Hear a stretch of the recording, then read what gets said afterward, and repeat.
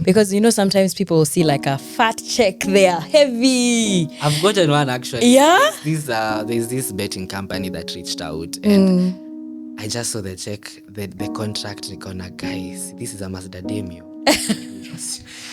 That's like you're in millions there. And I was just seated at home. I just said, there's this nostalgic moment that just came of how high school teachers used to behave, and I just took my camera and I said, let me just do it for fun. And the first video went viral, the second one viral, the third one viral, the fourth one viral. Yeah. So I knew that is it. I started from there at around like March then. At first I didn't know what I was doing. But when I saw the first video went viral, the second one, the third one, all my videos going viral. And when I post like my journalism videos, they don't go viral as much as the Mwalimu skits. So I knew this is now my thing. So I think the sense of humor and also finding your niche, that thing that suits you, made my content stand out.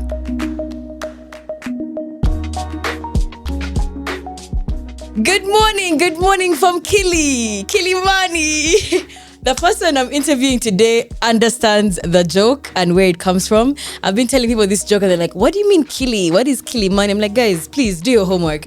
Welcome back to Totally African Podcast. It's your girl, Nikki Shilingi. And on Totally African Podcast, we tell the African story. So every episode is going to definitely be different.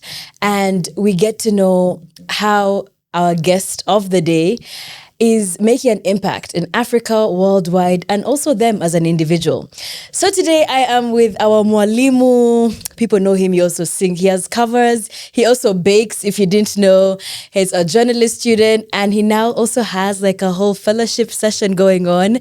So I don't want to be the one to introduce him, but ladies and gentlemen, I don't want to be the one to actually like give you all the tea. He has to give us the tea. So ladies and gentlemen, let us welcome... drum roll. I wish I had sound effects. Gadwilliam Kiragu. Woo. Thank you so much for having me. Yeah, you're welcome. Welcome so much. You're welcome. Can I call you William? Yeah? No problem. Willie. Nah. William. Really? Oh, okay. Welcome, William. Thank you for actually taking time out of your busy day to be here with us. It's, the time schedules align, it's just a miracle. Like, because we're always doing so many things. So we appreciate you here on Totally African. And yeah, how are you feeling? I'm great. Yeah? I'm just happy to be here. Okay, awesome. I'm excited on the conversations that you're going to have. I know, we have so much. And I'm trying to even time myself. So let me even put the timer because I know we can yap. And we're both journalists, so we can talk. So speaking of journalism, people don't know you're a journalist. Like, people think you're actually a teacher, a Mwalimu, a teacher. True, yeah. Recently, actually. Yeah? Do you get that a lot? Not really. There are some who know I'm a journalist. Okay. Others know that I'm a Mwalimu. Yeah. But since I started doing the Mwalimu skits, now people started referring to me or thinking I'm a teacher. Yeah. Yeah. Ah, okay. So what made you start your Mwalimu content? There's nothing really in person or direct. It was just during my attachment period in Kirinyaga. Yeah. Last year around January, February and March. So I was at a news agency called the KNA. Yeah. And so I studied or went to high school in Kirinyaga, in Kiragu boys.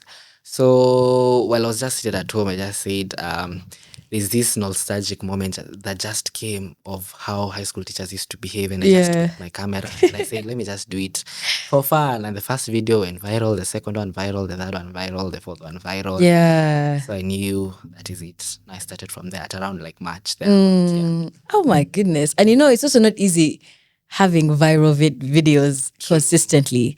So what made your content stand out? I think my sense of humor. Yeah. And for sure. and finding my niche. Yeah. I think I at first I didn't know what I was doing. But when I saw the first video went viral, the second one, the third one, all my videos going viral. And when I post like my journalism videos, they don't go viral as much as the Mwalimu skits go. So I knew this is now my thing. So I think the sense of humor and also finding your niche, that thing that suits you, made my content stand out. Ah, awesome. Okay. And I also feel like your content is really relatable. Like, there are times I don't even know Swahili that much, but there are times I watch your videos and I'm like, this actually happened to me, like when I was in high school. Yeah. And actually your acting skills, I really, really think you should get into acting. Are we manifesting something? Because you can actually really act. And like people think like even content creation, even just making skits and everything online, that is acting. It's just that we're not giving you a script and all that. But I've actually gotten that a lot. yeah. But I feel like I can act vizuri or very well like when I'm by myself. Oh. Not on screen. Behind like a whole production behind you, yeah? I feel it's a bit weird. Yeah. Maybe it's something I might try. I don't Okay. know. Yeah. So going back to getting to know who you actually are, because we know you on the camera, we know you on social media. Yeah. How would you describe yourself? Who is Gadwilliam? I'm just a random guy. just like any other guy Yeah. in Nairobi, just doing his thing, who loves journalism, who loves God. Yeah, period. Ah. Yeah. Okay. I like that you're just humble. You already know, like, there's nothing too much you have to say. Really. I'm just like, Yeah. And going back into like the content creation and like that whole area in your life, what opportunities has content what opportunities has content creation opened for you that you would also tell us, like, like good things are actually out there, it's not just you have to post 100 videos and all that. Yeah. I feel number one is getting the recognition that one really desires. Yeah. As a creator, when you're starting out, you really want to get brands. You want your name to be out there. But for me, what really I can say is getting brand deals and brands actually reaching out to you Yeah. to be able to pass out their own message to my audience. Okay. And that's when I realized, kumbe, I'm really a thing. So You really are. you guys are watching, so I'd say getting brands and also I think getting brands actually, because that's the main thing. Yeah. When you're starting content creation, that should be the future goal, that you should be making money and brands recognizing you. So True. it's brands and partnerships. Yeah. Okay. So what makes a brand stand out and you say like, I would love to work with this brand and collaborate with them? What are like the key aspects you look for? Originality. Yeah. You just have to be original. You just have to be creative. You have to be just be yourself. How you are on camera, how you are in person. It doesn't really have to be, you have to act differently from the way you act personally and the way you act on camera. But having that originality when you're doing something, let people think, are you joking? Are you acting? Are you for real? Because I get a lot of questions of how do you even talk to yourself like that? Yeah. It's like you're talking to someone. Like, those two skills they're about. You are being creative, you are being original, you are being yourself, and people can be able to identify a character from you. Mwalimu, and see, okay, that stands out in the content. Yeah. So you're actually shooting these things like by yourself?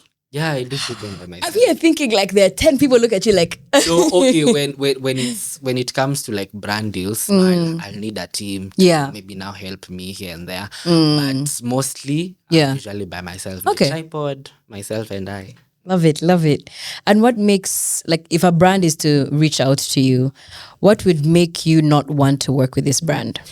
If their values do not align with my values. Okay. For example, betting companies, gambling or whatever, that is not something I would want to connect my audience with. Yeah. Because again, when a brand reaches out, they have to know your values. They have to know what is it that you present. I cannot be a teacher and I'm representing gambling, sports betting, supporting, things like that, or maybe alcohol, whatever. I'm a teacher, so I have to know I'm a brand. Okay. What do I stand for? Who am I? I'm a brand influencer that helps brands to connect with students, teachers, and families. So when you look at those aspects, some brands really can't work. Yeah. Oh, okay. I totally agree, because sometimes people will see like a fat check there, heavy. I've gotten one actually. Yeah. There's this betting company that reached out and I just saw the check, the contract, Nikona, guys, this is a Mazda Demio. That's like you're in millions there. And they tell you, and you try to tell them, but you have to have a stand and tell them, this is not what. Okay. I even told my dad, let me take the car. I know. These ones, that's I'll never take it. And then he told me, when you take it, you'll have to serve it. So there'll be that wanting more. Yeah. So I didn't want also that. So I just had to tant farm and say How much was it? If you watch around 800 and something thousand. Whoa, what is this for? One Like, video. no way. One single video. No way. And something thousand. I was like, that is a lot of money. First wait. I need to, for my Ugandan audience. Yeah. 830,000 Kenyan shillings is 24,900,000 Ugandan shillings. That's crazy though. Which is $6,640 US. You can imagine for one video. That's what 30 seconds. Video. Just do what you do, but point out sports betting. Whatever. No, but do you know that says so much about you? Like, because someone else, the way you look at this money you can do some good things with this money. I was about to fall. Yeah. But you also see that everything else you've worked for all these years goes down the drain, because end of the day, if someone sees you're associating with it, they'll be like, do we really trust him? You know, and because you also see like what sports betting carries. Then I'm going to lose my potential client. Yeah. They'll be like, how can a teacher be sports better? So we want to teach our kids how to bet, and that is one of the things that we are fighting against. Yeah. So Wow. That says so much about you. Deny yourself and just have that self-control and trust God that other brands that value you behind you will come. And I think I was talking to, I had a conversation like this with someone else, and they said sometimes you'll accept that money because I don't know why it's also sports betting companies that pay that much. Sports. I think they also know. They know. So they will be surprised that someone will say yes to this, but all your other brand deals are actually cut off for like 1-2 years. So you also ask yourself, you go back to the why. Why am I really doing this? Is it worth it? I can get that money for one video, but that may be the only money you receive for the year. God forbid. You get it? Yeah. So I just love that. Yeah, it really, like that's a very good quality to have, that you're seeing more long-term in your content, in you even as a brand. True. And also spiritually, because you start saying like, would God be proud of me? Really, there's so many questions to ask yourself. There's so many questions. Yeah. So let me ask you, for someone who has been a content creator for quite some good years, what are the hidden truths about content creation that people actually don't talk about? Hidden truths, money. Yeah. Where money is involved, creators don't like talking about it. Right now, when you ask me how much I charge for a video right now, I'm not going to tell you plainly, this is how much I charge. Yeah. But they'll go mianda, but they not tell you how much they charge. Yeah. So I think financial literacy in content creation or generally in the market space, it's a bit hidden. People will tell you, charge this, charge that, but deep down, there is how much they charge. So I think financial literacy and also, what else can I say? Also, other people charge for collaborations, of which I don't. So you want to work with me. So people also do not like putting out that outrightly, that when you work with me, you have to pay me something. Yeah. I think music artists do that. I don't know. But for us creators, Nile, we just want to build each other. We just want to create content with you. Your audience knows me and my audience knows you. So I feel like where money is involved, it's not really... It's very tricky.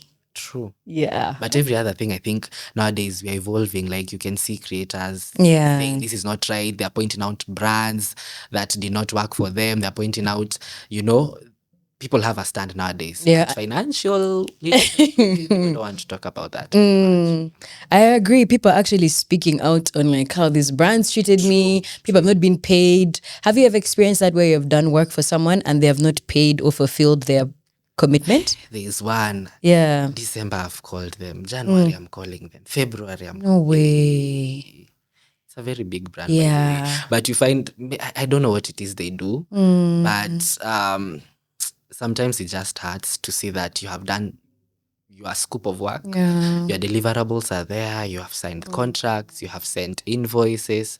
You have done everything it takes, everything that you're supposed to do. But then they tell you, the client, so and so, the client, so after 45 days, okay, when content creation wise, you will get money maybe after, let's say, 40 to 90 days after delivering your content. Goodness, yeah. So you find others even take months, 3-4 months or whatever, and it hurts sometimes. Yeah. It's not actually good, by the way. Yeah, and that's what I'm saying. Like people would be thinking, but are there ways we can do this, like legally? are there ways we can, like a brand can either pay you like 50% or 80%, then like the rest once you're done? Because now when you start seeing it, if this is 1, 2, 3 companies you're working for and you have delivered what they wanted, how do we protect ourselves as content creators?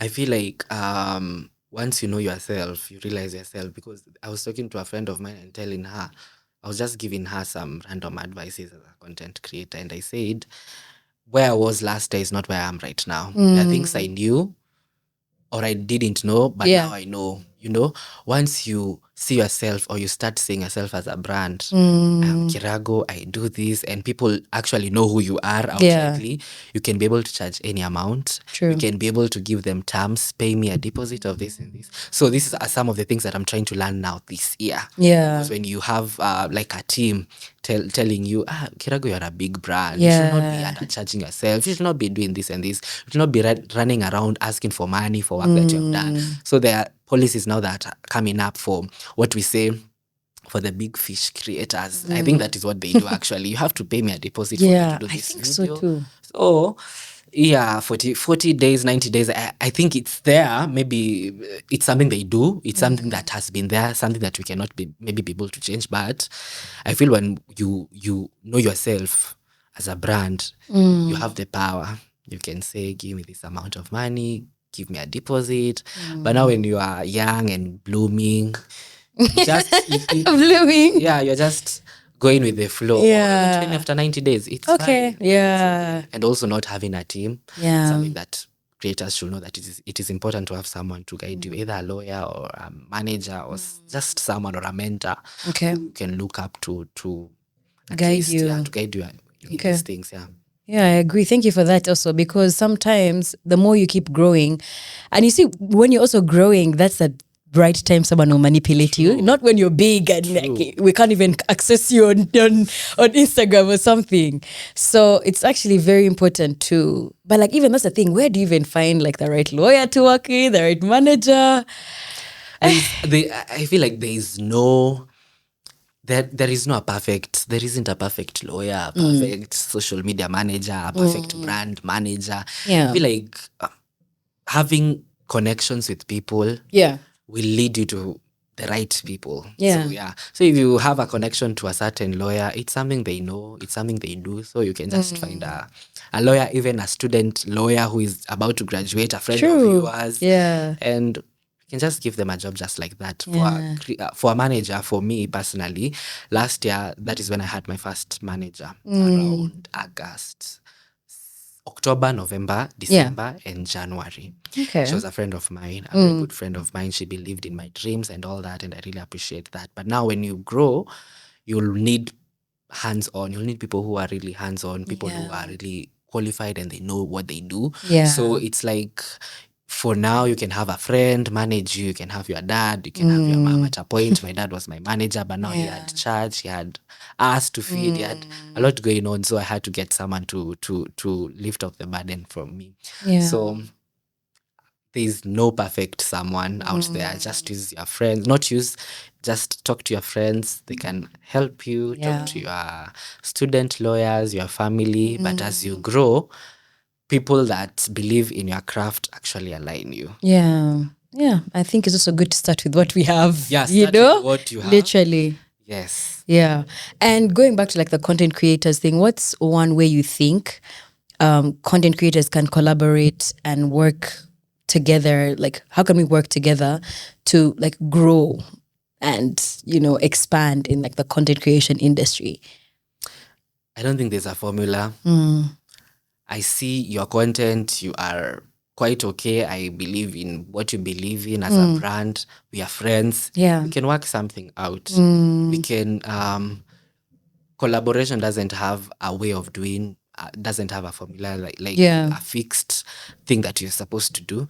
If you're a comedian and I'm a comedian, let's do something. Yeah. Get your audience to know me, my audience to know you. Yeah. If you are... I see a lot of, by the way, a lot of girlies, the TikTok, IG baddies. I can see nowadays they're doing collabs together. They're going to hotels. They're going to makeup, whatever's.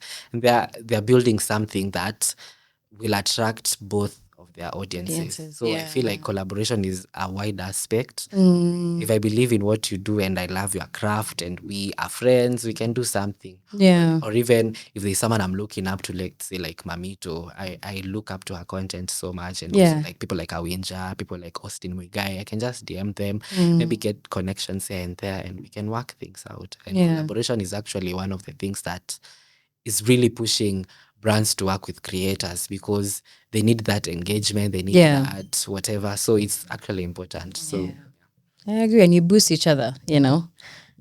And I feel like even like the other person's audience will also start to watch your things. Yes. Your audience will start like, we definitely need to collaborate more, content creators. True. Cough, cough, cough. I have a friend, like, I don't know whether you know Alan and Habu, Cooking with Habu. Oh, yeah. Yeah, those two friends of mine. We started just like that. We started meeting out and creating content together. Yeah. And now when you discover what you're good at, we support each other in what you do. Like, for example, I'm Mwalimu, but they don't do Mwalimu or comedy content. So they come in and act like students or something, just to support the boys, whatever. If it's Habu cooking, I go, we do a video together of him and us cooking. If it's Alan, we just support each other. So look for a friend or two whom you have the same goals together, and you'll actually find out brands will start reaching out to me and they say, by the way, we saw a video with Alan or so and so. Can you give us their number? And not once, not twice, it has happened to me that people have reached out to one of my friends and they reached out to me and said, so and so brand Flani, they saw your work and they would love to work with you. So it also pulls brands. Awesome. Yeah. And I feel like your support system is very strong, because you were saying how you have support also from your family, your friends. Do you feel like that's a very important, very important aspect? Yeah. It's okay to be one man, but you can be the one man standing, but then you need people around. You know, a house has got 4 pillars or 4 sides. Yeah. So if you miss one, the house is going to fall. So you need to have a support system in terms of who are going to be there for you emotionally, who are going to be there with you financially, and give you the moral support that you need. For me, my parents are there financially and emotionally. They psych me up. My mom helps me to create content. She's always in your videos. Helps me to create content. So having when you see them helping you out, it gives you the morale that you need in content creation. Literally. Other support systems is your friends helping you collaborate, helping you shoot. Even it can be even taking pictures or taking videos. It can be your manager. It can be your PA. It can be someone who is. You can't stand alone. So I believe that as a content creator, having a support system, you can be alone, okay, yes, but then have people around you that believe in what you do. Because again, sometimes you'll feel like not doing it. There are times, sometime back last, I felt like I want to give up. But then there were people to remind me, this is not why you started. You know, there is a reason of why you started content creation, and so they help you move one step at a time. Yeah. Okay. I feel like that's very important. So do you feel like you align with the reasons why you started your content creation journey? True, because it was first embraced at home. Yeah. So I gained the confidence more. So bullying, online, social media, dramas and whatever, I knew this is something that I'm going to go through. And when I started out, my mom asked me, are you sure you want to start content creation? You know, there's cyberbullying, You know, there's a lot of propaganda. You know, there's this and that. You know, there's this and that. And I said, yes. So they said, okay, it's fine, we're going to support you. And that gave me confidence to even start. So in the journey or in the process, when some of these challenges come, you are reminded why you started. And so it keeps you going. Keeps you going, for sure. And now you've also evolved to your Christian content, which I love. Really? Thank God. Now you're here. I'm going to ask you all the questions. Rooted and Kept. Why Rooted and Kept? I even thought about the title. Like the name of your fellowship. I was like, it seems like it has come from somewhere. It was from a deep place in my heart on the 1st of January this year. So I was just at home and it felt heavy in me to... Okay, we normally have Bible studies at home. We have family devotions every single day. We do not miss. So there's a lot that my dad has been teaching us. We have been reading the whole Bible for years. So I felt it heavy in my heart. Why don't I help other people like me to read the Bible more? Oh my God. Not just come and worship and the hype and all that. People need to come and have conversations, and not only conversations, but spiritual conversations. Why did so and so did this in the Bible? Yani having those conversations around. And when it was so heavy in me, and God led me to start a Bible study plan, I wrote it down. I sat down and I structured a Bible study plan where people can be able to read the Bible in the whole of that year. Actually, we are through the book of Genesis, we are through the book of Matthew. We are currently reading the book of Exodus and Mark. So I just put it on my stories and I said, if you need this Bible study plan, comment the word Bible. And I told God, give me a sign this is gonna work, because again, I need to trust you. So more than 7,500 people DM'd Bible. Look and at I was that. there just sending them the Bible study plan. And I said, on the last Saturday of January, we are going to meet. And people turned out. We were 75 of us, That is so out cool. of so many of others who are still joining. So it's something that came from wanting to teach people the word, what I have learned, or what little I know, or what little you know. And we just come sit down, share the word together, and grow in faith, and be rooted in the word of God, and kept. I love it. Grace. Yeah. So we are rooted in His word, such that many people nowadays are being led astray by so many doctrines and all that. But when you're rooted in God, there are some things you choose to listen to, and some things you're not even, your mind cannot even listen to. So when you're rooted in His word and kept by His grace, you are in a safe space where you can be able to understand God in a more deeper way. I agree, and I'm so glad. I love having such conversations because you don't really have so many like deep spiritual conversations with everyone around you, because we all believe in different things. But like it was also, I don't even know how you've read the whole Bible in a year. Can we get this Bible plan, please? Is it still available for us, our latecomers? Time, but not like reading it back and mwisho. I've tried, like as a family, we have read all the apostles' books. We have finished. We have read the books of Moses, Genesis, Exodus, Deuteronomy, Numbers, and Leviticus. So right now, this is like the second time now we are going to read the whole. Okay, so can we also be part of this plan? Like, can we get the breakdown of the plan? How we can read go to my page, my Instagram page, the highlights. There's a highlight called or named Bible Study, so you can find the plan there. Awesome. You can screenshot it, use it. I've curated it in such a way you can be able to read the Bible 3 times in a day. When you wake up, read a small portion. When you are done with lunch or before lunch, read a small portion. Before you go to bed, read a small portion. So that will block so many other things that we are students. So much noise, the distractions. To be in that mood, in that atmosphere. I really need that, because it's also one thing I've been working on this year. I was like, for me, reading the Bible in the morning, that's okay. Like early in the morning, the world is still quiet and silent. Evening, you're tired and everything, but I still have to do it to pray before I go to bed. But it's also one of these things of like, I want to make this a lifestyle where I don't feel like, But I'm definitely going to check out that plan. And when do you have the meetups? So we normally have online Bible studies on Friday from 8:45 to 9:15, and we have personal or physical meetups every last Saturday of every month. So we're going to be having the next one on the last Saturday of February, which is like in 2-3 weeks to come. Then we had the first one, which was a success in January. So it's something that it's a community we're trying to grow. And also, and that's what I'm saying, like you're definitely building the kingdom of God, because already getting 75 people to come, and you said 7,500 online. They have the Bible study. Yeah, that is like you're doing something. It's not just that, we know you as, Mwalimu, he has funny skits online, but you actually, like, you can see you're still incorporating all your gifts, like, true. And with God and that everything. Was a thing actually before I started. I've always done Christian content way back. But then there has been that fear that has been coming.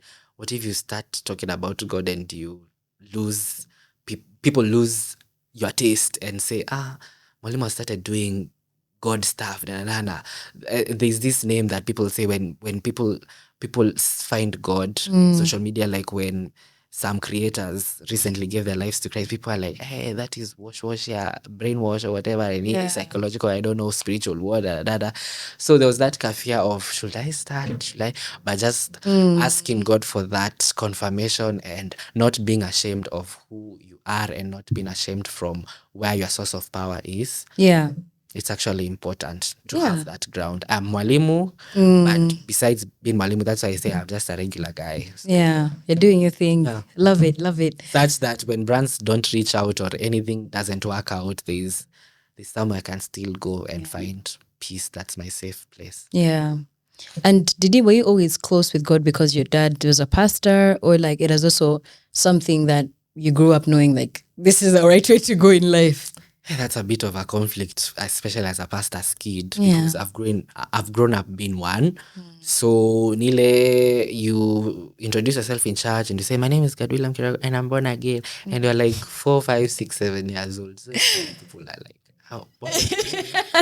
So it's something that we have grown saying. Yeah. So by the time now you start identifying yourself, maybe in primary, in high school, because I gave my life to Christ seriously. I've given my life to Christ a couple of times because the first time my dad prayed for me, for us to get saved.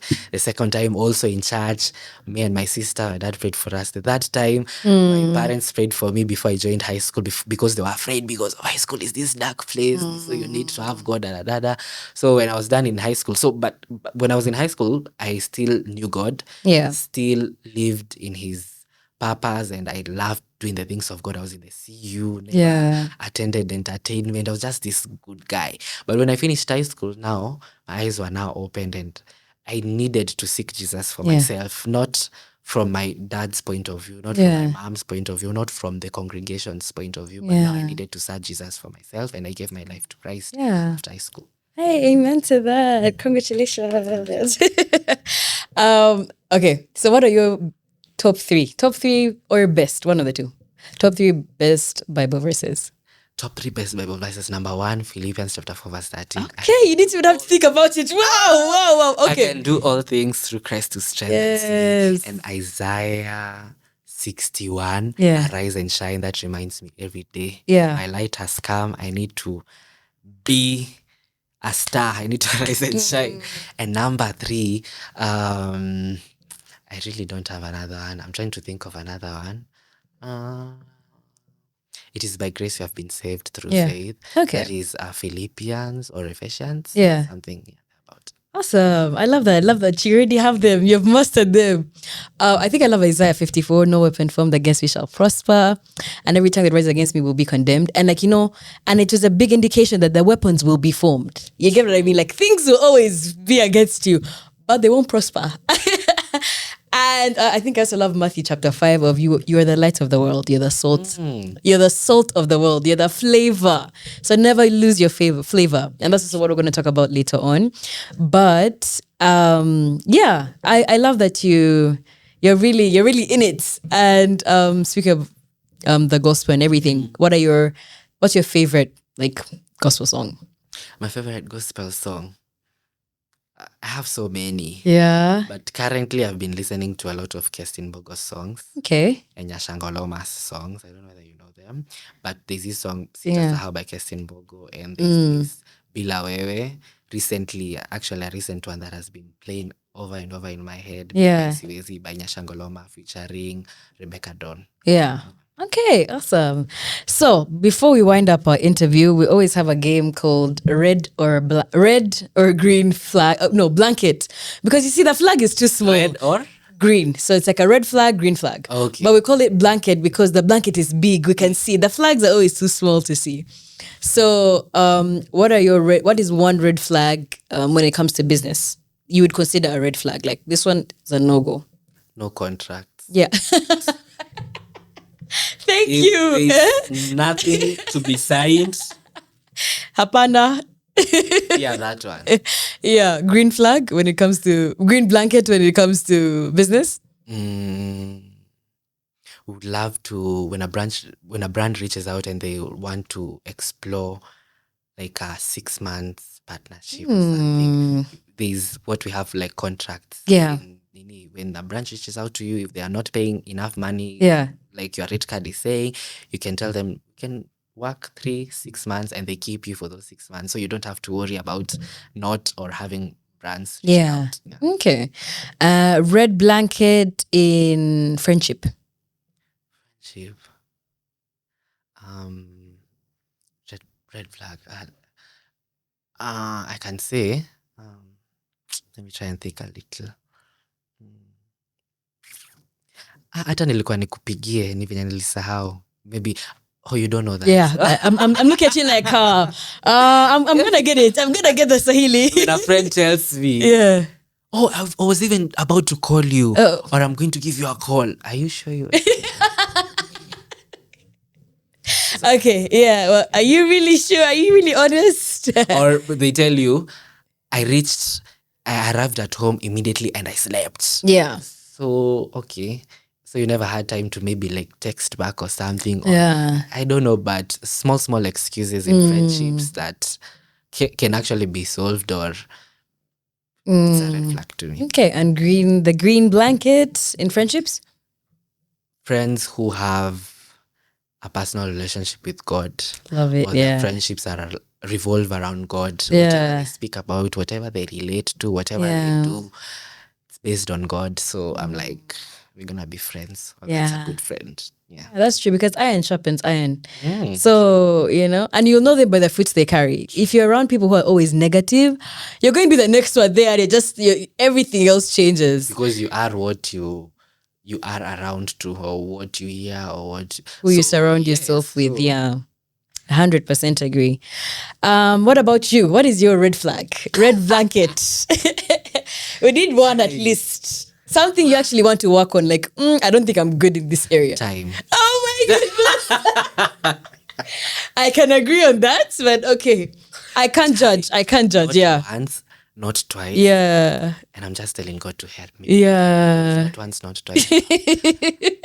I'm supposed to be at a brand meeting at this time. But the influencer, I'm an influencer, they're going to wait for me. It's not good to have that notion, actually. Last year, I really had that notion or whatever. But this is something that I'm trying to unlearn and say, time is really precious.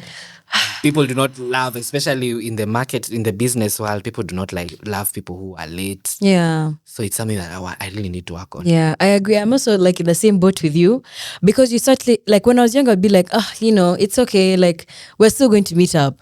But then later on, you're like, I'm not sure. Like, I respect this person. I don't even respect myself, my time. So at least that's this year's resolution. We have to keep time. Send a message. Yeah. You don't value that. You don't value our friendship. Yeah. So you don't keep time. A lot of things might crumble down, and it's not a good discipline. Yeah, and also I started realizing, when you're rushing and everything, it's not good. Like, your nervous system needs to be calm. When you come earlier, you've gone around, you're calm. But when you're rushing, you're sweating. They're telling you, okay, actually, we're gonna start now. I've seen TikToks of people saying they're just sipping their coffee and saying, "You're waiting for me so that I can just be late." Yeah, I saw that thing. We actually we have to do better. You think you have all the time, but you don't. And once you're getting ready and then you're counting traffic and getting there, you're like, I'm actually late. One thing I also learned, when you are late to going somewhere, something must happen. Either a small accident, either I don't know. Oh my goodness, someone who understands. I agree. Thank you. That's why I'm like, okay, next time if I came 30 minutes, maybe this would have been the time I was dealing with this. I would be dealing with this. Frustrated. Yeah. Okay. And your green blanket, your green flag. I don't want to market myself. You have to hype yourself. I think if I love someone, I love you genuinely. Aww. For real. I love. People might think I'm advertising myself for Valentine's. No. But if I love passionately. Yeah. And when I love, even if you'll mess up somewhere, even if there's something that's going to come about, I'm still going to respect the friendship or the relationship that we have. Yeah. So love is something that is very loud in me, and you can clearly see it. Walk into rooms, how I talk to people, how I do things. When I just love, I love genuinely. That's so nice to know. And that's so special. That's so sweet though. And when I hate it. Oh wow. They had to be the flip side of that. Oh my goodness. Okay, so our last question for today is, how do you want to be remembered? Okay, that's a powerful question. That's a very good question. How would I want to be remembered?